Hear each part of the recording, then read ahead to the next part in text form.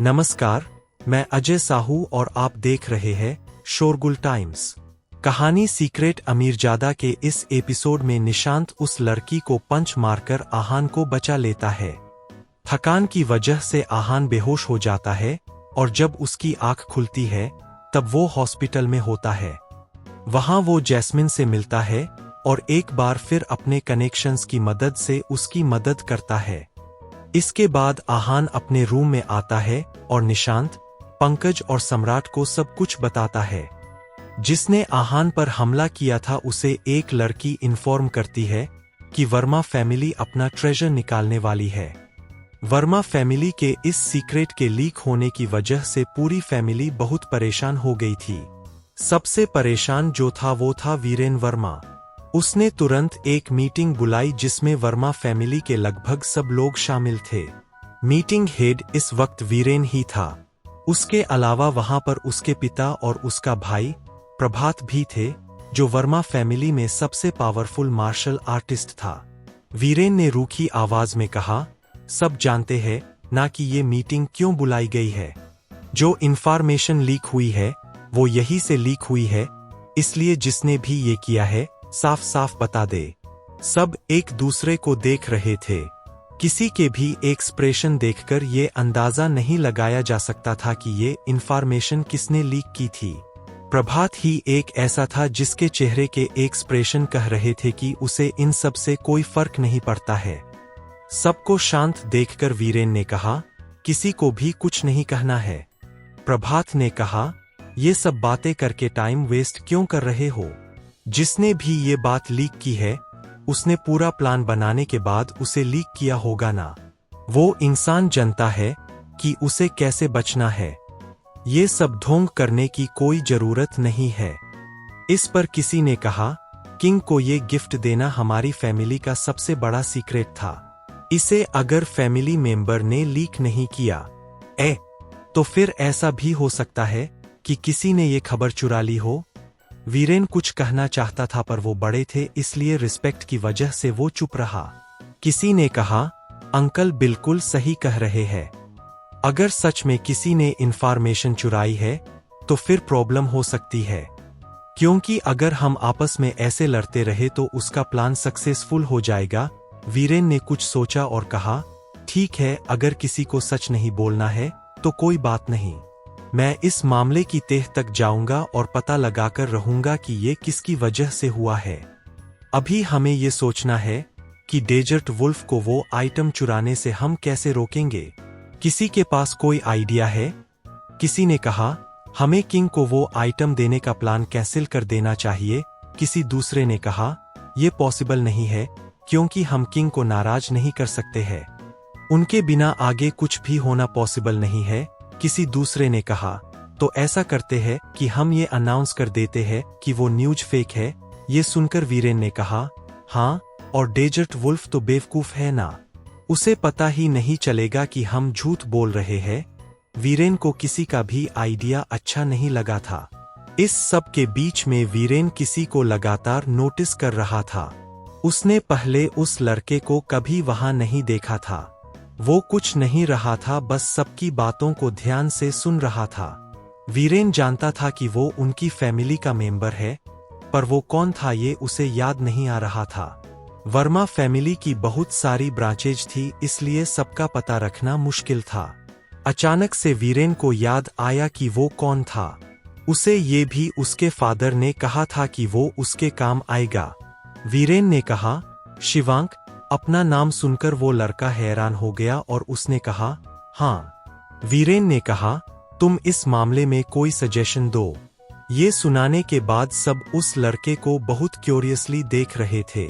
वो जानना चाहते थे कि अगर वीरेन ने पर्सनली उससे ये सवाल किया है तो फिर वो क्या जवाब देने वाला है।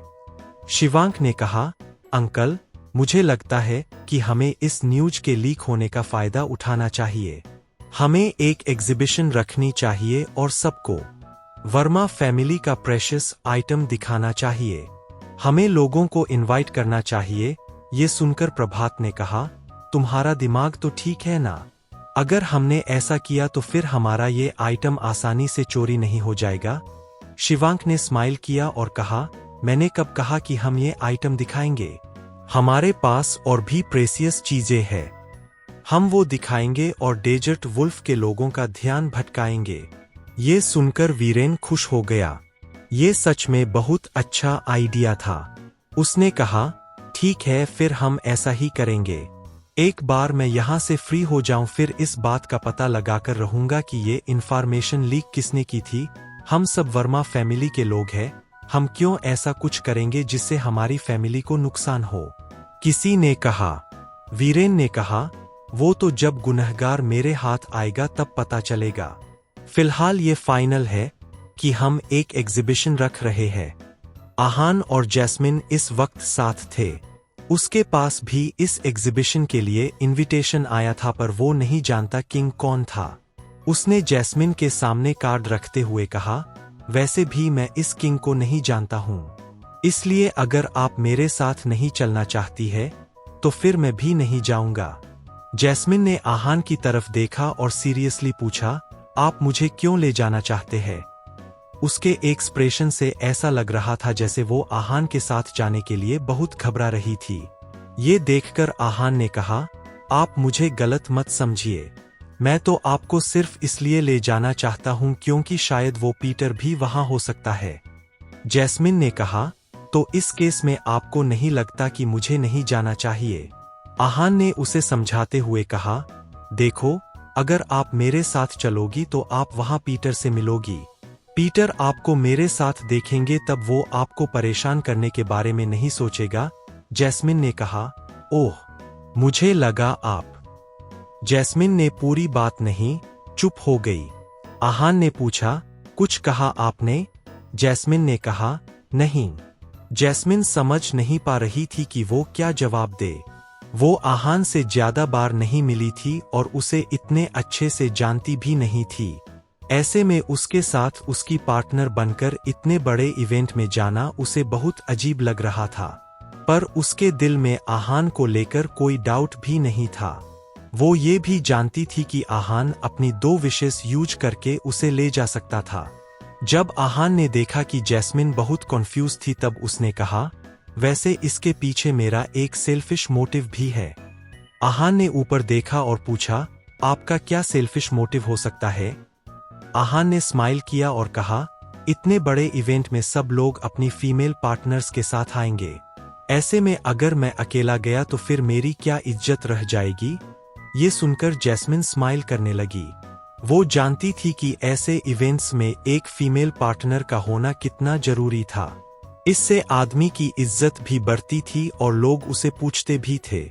जैस्मिन ने क्यूरियसली पूछा, अगर मैं चलने के लिए मना कर दूं तो आप वो विश उसे करेंगे? आहान ने कहा, इतनी इम्पोर्टेंट चीज में इस छोटे से इवेंट के लिए वेस्ट नहीं करूंगा। उसने स्माइल किया और कहा, मैं आपके साथ ऐसे ही मजाक कर रही हूं। मैं आपके साथ इस इवेंट में जरूर चलूंगी। आहान ने स्माइल किया। इस वक्त जैस्मिन उसे देख रही थी। उसने कहा, आपका अपीयरेंस इस इवेंट के लिए सही है। मुझे लगता है आपको शॉपिंग करनी चाहिए। मैं आपके साथ चलती हूँ। एक्साइटमेंट में जैस्मिन ने ये बात बोल तो दी थी, पर अब वो शर्म से लाल हो गई थी।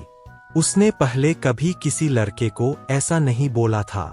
आहान को कोई प्रॉब्लम नहीं थी, इसलिए वो तुरंत मान गया। अगली सुबह आहान पंकज से एक लिमिटेड एडिशन कार लेकर जैस्मिन को पिक करने पहुंचा। जैस्मिन ने एक फ्लोरल ड्रेस पहना हुआ था और उसने अपने बाल पोनी में बंधे हुए थे। उसके चेहरे पर बिल्कुल मेकअप नहीं था, पर फिर भी वो बहुत चार्मिंग लग रही थी। कार में बैठने के बाद जैस्मिन ने कहा, ये कार आप कहाँ से लाए? मैंने आज से पहले ये मॉडल कभी नहीं देखा था। जैस्मिन जहाँ काम करती थी वहां पर बहुत सारी लग्जरी कार्स देखती थी, इसलिए उसके लिए ये सब कुछ बहुत नॉर्मल था। पर उसने इस लिमिटेड एडिशन कार को कभी नहीं देखा था। आहान ने कहा, कुछ नहीं, मेरे फ्रेंड की है। दोनों शहर के सबसे बड़े मॉल की तरफ जा रहे थे। कार चाहे कितनी भी लग्जरी क्यों ना हो, पर ट्रैफिक में वो धीरे ही चलती रही। कार ड्राइव करते हुए आहान ने पूछा, वो डायरेक्टर आपको परेशान करने फिर से आए तो नहीं ना? जैस्मिन ने कहा, नहीं, शायद वो आपकी आइडेंटिटी जान गया था। इसलिए वापस नहीं आया। मैं कुछ दिनों से ऑफिस जा नहीं पाई हूं, इसलिए मुझे नहीं पता कि वहां पर क्या चल रहा है। आहान ने कहा, अगर आपको अजीब लग रहा है तो मैं बात करके आपका डिपार्टमेंट चेंज करवा सकता हूं। कार इस वक्त रुकी हुई थी और वो दोनों आपस में बात कर रहे थे। तभी वहां पर एक कार आकर रुकी और उसमें से एक लड़के ने कहा, हाय ब्यूटीफुल, मुझे लगता है कि मैंने आपको कहीं देखा है। क्या आप मुझे अपना नाम बता सकती है? उसने आहान को पूरी तरह से इग्नोर करके सीधा जैस्मिन से बात की। ये बात सुनकर जैस्मिन का मुंह बन गया। उसे बहुत डिस्गस्टेड फील हो रहा था। जैस्मिन के एक्सप्रेशन देखने के बाद आहान ने उस लड़के से कहा, अपने काम से काम रखो। उस लड़के ने ऐसे प्रिटेंड किया कि उसने आहान को अब देखा है और कहा, ओह, इनके अलावा भी और लोग हैं। वो ये बहुत अट्रैक्टिव है ना, इसलिए मेरा किसी और पर ध्यान नहीं गया। इसके बाद उसने जैस्मिन से कहा, you are so beautiful, how about we get to know each other? मेरा नाम मधुर है। ये सुनकर जैस्मिन को बिल्कुल अच्छा नहीं लग रहा था और ये देखकर आहान को बहुत गुस्सा आ रहा था। तभी वहां लाइट हो गई और आहान ने एक्सेलरेटर दबाया और वहां से चला गया। सॉरी, जैस्मिन ने आहान से कहा। आहान ने कहा, आप क्यों सॉरी बोल रही है? इसमें आपकी कोई गलती नहीं है। अब आप इतनी सुंदर है तो कोई क्या कर सकता है। इसके बाद दोनों ने काफी देर तक कोई बात नहीं की। आहान ने देखा कि वो कार उनका अभी भी पीछा कर रही थी, पर आहान ने ज्यादा ध्यान नहीं दिया और नहीं उसने ये बात जैस्मिन को बताई। वो नहीं चाहता था कि वो पैनिक करने लगे। जब दोनों मॉल पहुंचे तब उसने कार पार्क की और उसके पास ही उस लड़के ने कार पार्क की। वो दोनों कार से उतरे उससे पहले वो लड़का उनकी कार के पास आया और उनके विंडो पर नॉक किया। आहान ने कहा, ये वही लड़का है, आप अंदर वेट करो, मैं उससे बात करके आता हूँ। डोंट वरी, कोई आपको नुकसान नहीं पहुंचा पाएगा, जैस्मिन ने कहा। ओके। आहान कार से उतरा और उस लड़के के सामने जाकर खड़ा हो गया। उसने कहा, क्या है, जिंदगी से ऊब गए हो क्या? मधुर ने कहा, तुम्हारा डायलॉग तो बहुत अच्छा है, पर मुझे तुमसे बात नहीं करनी है, हटो मेरे आगे से। जैस्मिन ने कहा, ओके। आहान कार से उतरा और उस लड़के के सामने जाकर खड़ा हो गया। उसने कहा, क्या है? आहान को लगा कि लातों के भूत हाथों से नहीं मानते, इसलिए वो उसे मारने के लिए आगे बढ़ा, पर उस लड़के ने अपने आप को डिफेंड कर लिया।